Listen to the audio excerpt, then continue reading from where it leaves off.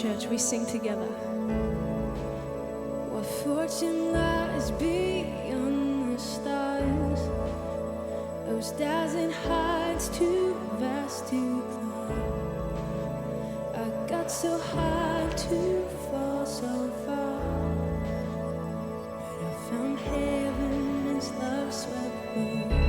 My heart beating, my soul breathing. I found my life when I laid it down. Upward falling, spirit soaring. I touched the sky when my knees hit the ground.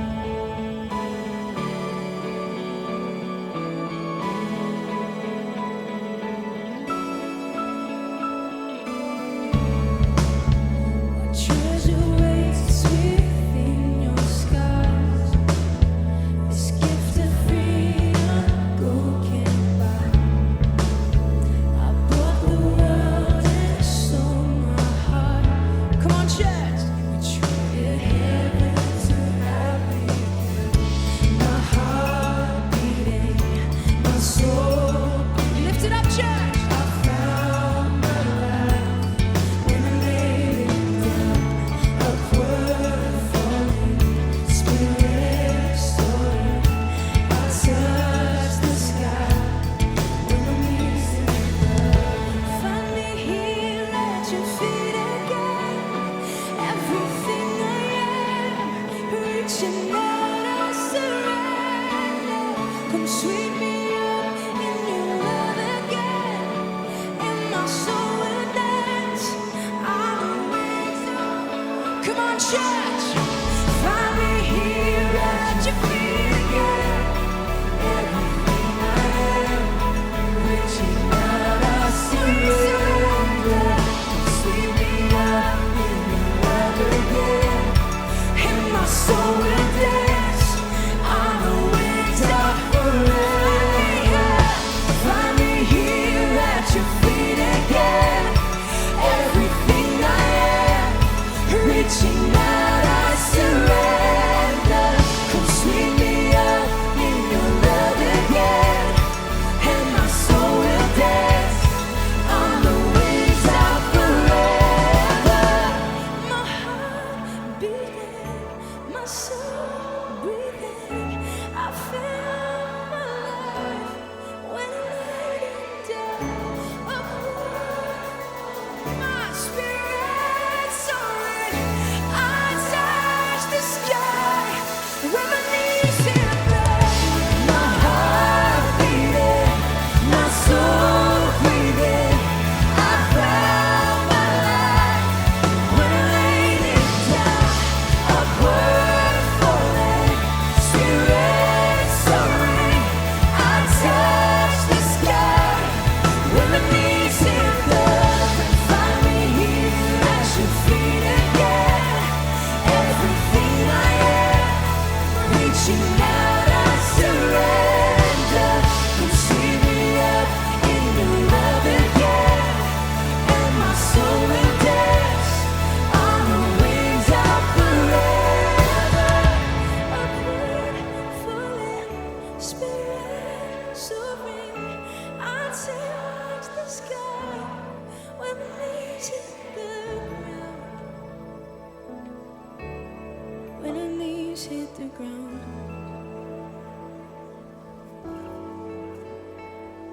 we find ourselves in you, Jesus. When our knees hit the ground, we surrender. We surrender, Jesus.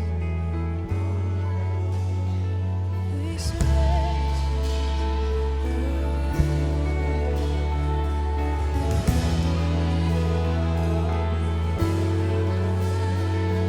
We thank you, God, for your Holy Spirit this morning.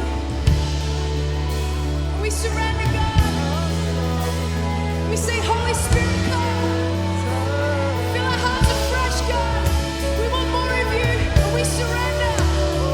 So we sing, we surrender, God. We want more of you, God.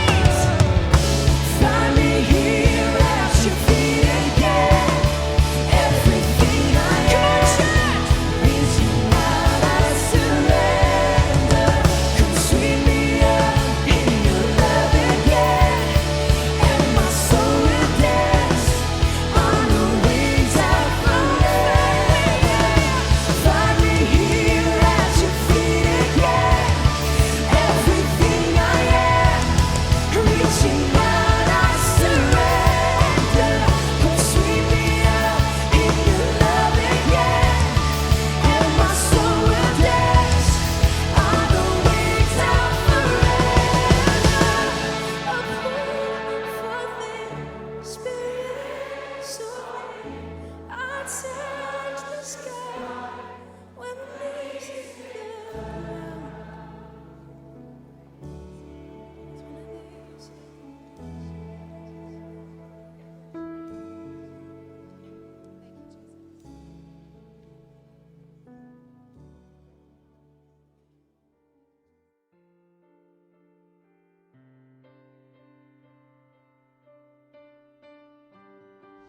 A fan is simply defined as an enthusiastic admirer.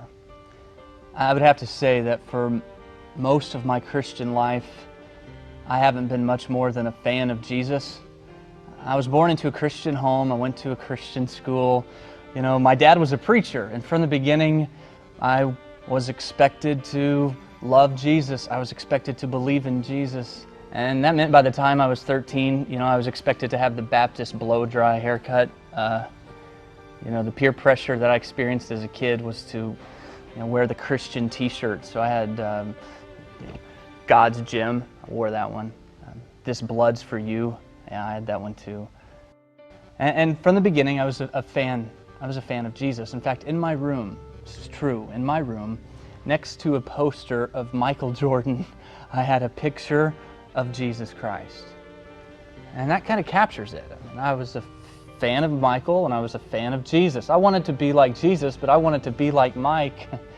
And I thought that was enough. And what I've discovered over the years is that there are just a lot of Christians who are enthusiastic admirers of Jesus. They're fans. But then if you read through the Gospels, you discover that Jesus was never too interested in having fans. What he wanted was followers. He wasn't so concerned about the size of the crowd that was with him. He cared about the commitment of the people who were following him. There's a passage of Scripture that doesn't often get quoted, and it comes from Luke chapter 9, verse 23. It's Jesus.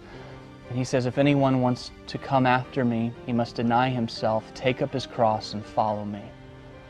For a lot of people, that invitation to follow Jesus by denying yourself and taking up your cross, oftentimes that isn't included in the presentation of the gospel. And they got the John 3:16, but the Luke 9:23 somehow got left out. But here's what I have discovered, that for me and for others on this journey, that it's not enough just to be a fan.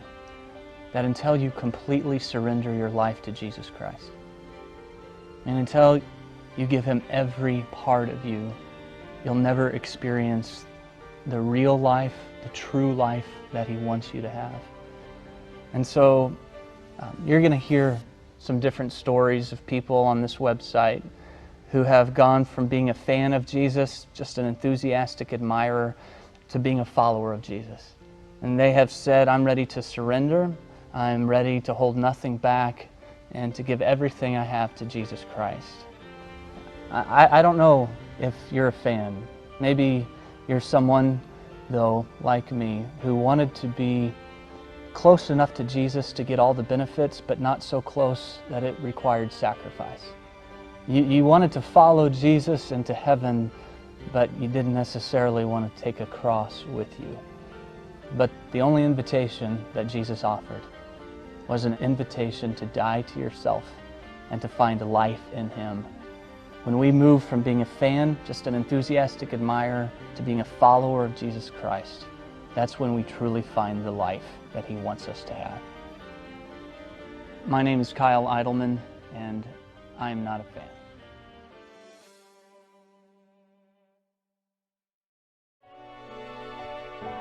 This is not the small print of the gospel. This is not some hidden message in Scripture. Jesus made it very clear that a decision to follow was a decision to die, to surrender everything to Him. And so Jesus turns to the crowd, and He turns to you and me, and He asks the one question that will ultimately define our lives. Are you a fan or a follower?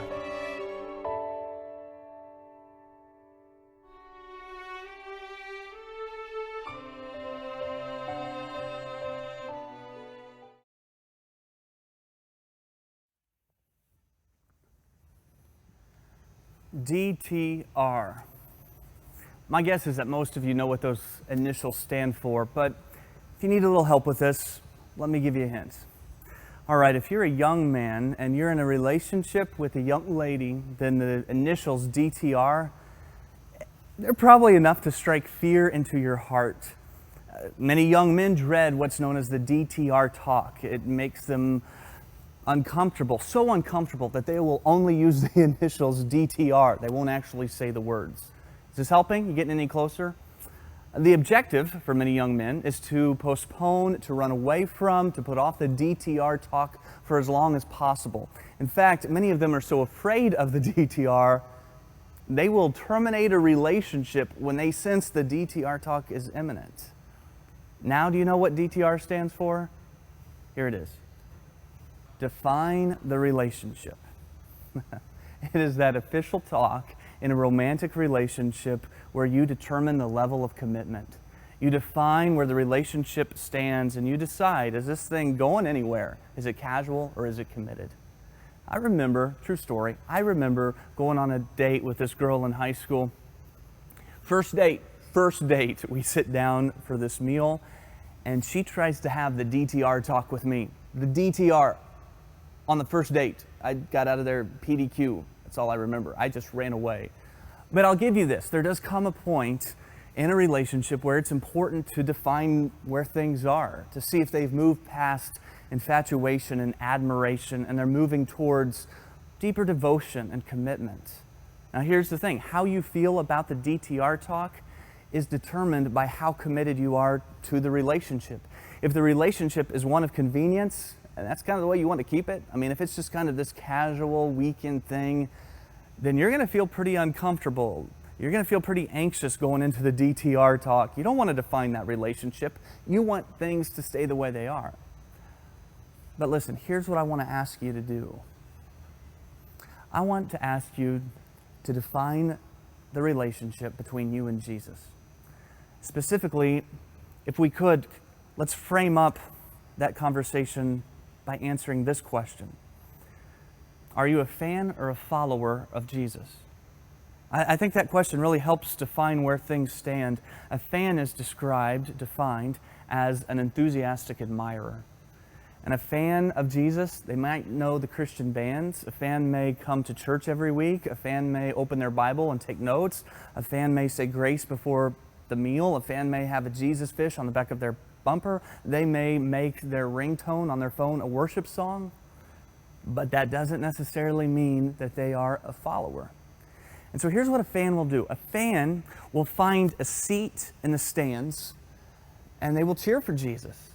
They will come on the weekends and they will sit in the bleachers and they will cheer. And as long as the season is going well, they'll cheer for Jesus. But if things start to go bad, right, if there's a few losses along the way, then what you'll find is that the bleachers empty out and many of the fans go home.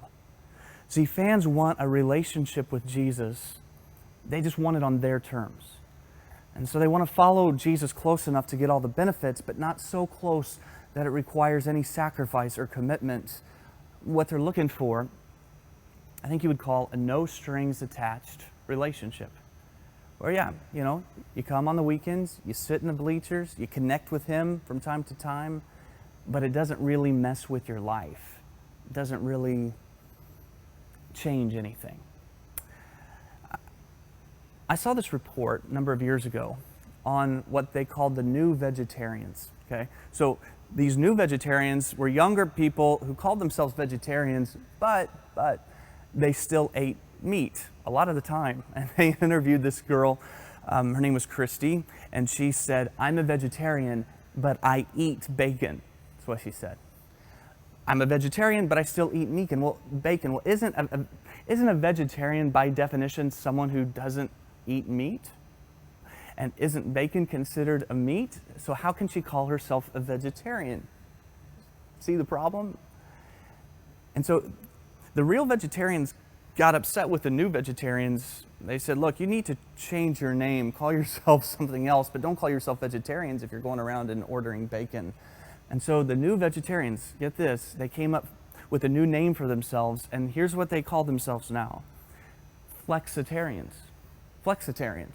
They don't eat meat unless they really like it, unless they really want it. Kind of like that. I mean, by definition, I'm a flexitarian. I don't eat meat unless it's being served. Yeah, then I'll eat it. And the problem is they were calling themselves vegetarians, but it didn't reflect what they were committed to, and that's what has happened. For many people, they call themselves followers of Christ. They call themselves Christians, but it doesn't really reflect their commitment to Christ. They're not actually trying to follow Jesus. And so what we probably need is a new name. And so I think fan works. Fans of Jesus. Just enthusiastic admirers. The deal is, though, Jesus was never really interested in fans. He wanted followers. And in Luke 9:23, Jesus defines a follower. And here's what he says. If anyone would come after me, he must deny himself, take up his cross, and follow me. So followers deny themselves. They take up their cross and they follow him. That's how Jesus defines the relationship he wants with you. My concern is that all too easily, a church can become a stadium full of fans instead of a community of completely committed followers. All too easily, it can become a place where people gather together and cheer for Jesus on the weekends, but at work, at school, in their homes, in their neighborhoods, doesn't really have much impact. And so many of us approach our relationship with Jesus that way. We don't mind making some minor changes in our lives, but the thing is, Jesus wants to turn our lives upside down. We might be fine with him doing a little touch-up work. Jesus wants complete renovation. We come thinking tune-up. Tune-up's fine. Jesus is thinking overhaul. We think what we need is just a little bit of a makeup job, but Jesus is thinking makeover. We think a little bit of decorating is required. He wants a complete remodel. You see the difference between a fan and a follower? So I got this email a number of months ago. It was sent to me from a person on our church staff who takes care of church membership records. Her job is to just keep track of who are members and who are no longer members. Anyway, she gets this email from someone who was a member, and they said, I don't want to be a member of your church anymore. And the only reason they gave, the only thing they said is, I don't like Kyle's sermons. Well, that begs for some explanation, right? I wanted to know about this person. I checked the name and address to make sure, it wasn't my wife. That would have been a problem. That was clear there, and so I just picked up the phone and I called the person, didn't know him. And when he picked up the phone, I said, hey, this is Kyle Eidelman. I understand you're leaving the church because you don't like my sermons. And it's caught him off guard. I mean, there was some awkward silence, and then he kind of started rambling, trying to explain what he meant. But somewhere in his lengthy explanation, he said something. And I wrote it down because what he said, I think in some ways just defines the relationship for him and for many others. And here's what he said. He said, whenever I listen to one of the sermons, I feel like you're trying to interfere with my life. You hear what he's saying? I'm fine coming to church. I'm fine sitting in the bleachers and being in the cheering section for Jesus. That's all well and good. But I don't want Jesus to interfere with my life. But when Jesus defines the relationship he wants with you, he invites you to get up out of your seat, to pick up a cross, and to follow him. It's not enough to just say, yeah, I'm all for Jesus. The idea is not just to repeat a prayer after a pastor or raise your hand and say, well, that's good, I'm in. I got my ticket. I'll take my seat in the stands. And he's called us to something much deeper than that. The invitation is not to become a fan. The invitation is to take up a cross and to follow Jesus.